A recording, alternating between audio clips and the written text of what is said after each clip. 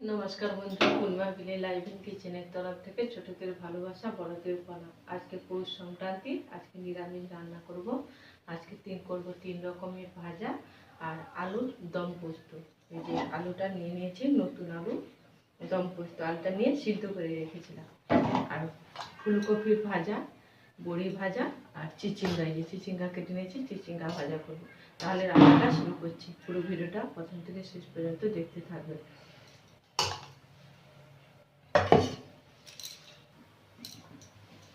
কড়াইটা গরম হয়ে গেছে, তেল দিয়ে দেব। চিচিঙ্গাটা ভেজে নেব। লবণ হলুদটা মাখা হয়ে গেছে, দিয়ে দেব।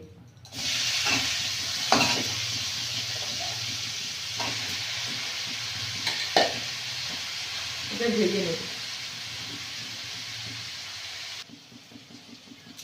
চিচিঙ্গা ভাজাটা হয়ে গেছে, তুলে নেব। ফুলকপিটা লবণ হলুদ মাখা হয়ে গেছে, ফুলকপিটা ভেজে নেব।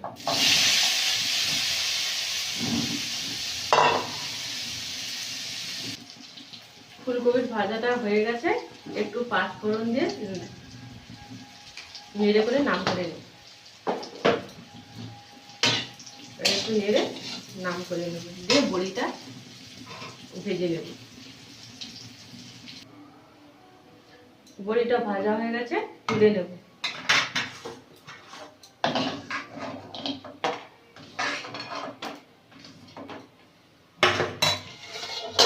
সেদ্ধ করা আলুটা একটু ভেজে নেব। এইভাবে আলুটা ভেজে নিয়েছি, নাম করে নেব।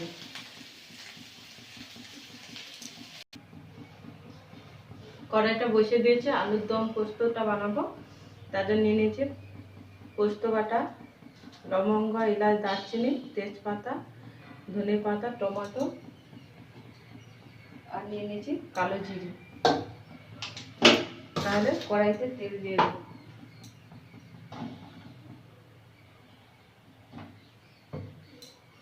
দিয়ে দেবো কালো জিরে,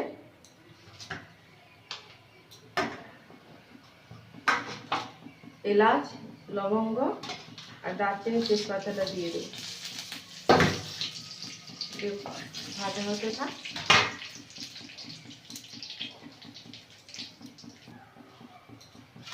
তেজপাতাটা ভাজা ভাজা হয়ে গেছে, এবারে আদা বাটা দিয়ে দেবো। এখানে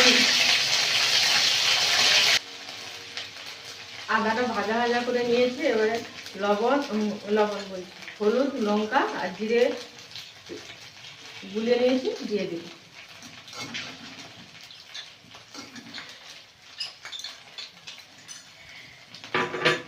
দিয়ে কষে নেব। এবারে দিয়ে দেবো পোস্ত, টমেটো আর ধনে পাতা দিয়ে দেবো। দিয়ে মশলাটা ভালো করে কষে নেব। মশলা থেকে তেল ছেড়ে গেছে, আলুগুলো দিয়ে দেবো। আর দিয়ে দেবো স্বাদ মতন লবণ, দিয়ে কষে জল দিয়ে দেবো।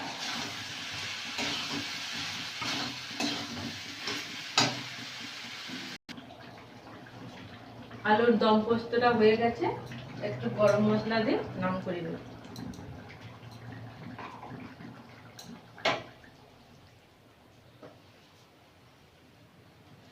আলুর দম পোস্ত আর তিন রকম ভাজা হয়ে গেছে, ফুলকপি ভাজা, চিচিঙ্গা ভাজা, বড়ি ভাজা।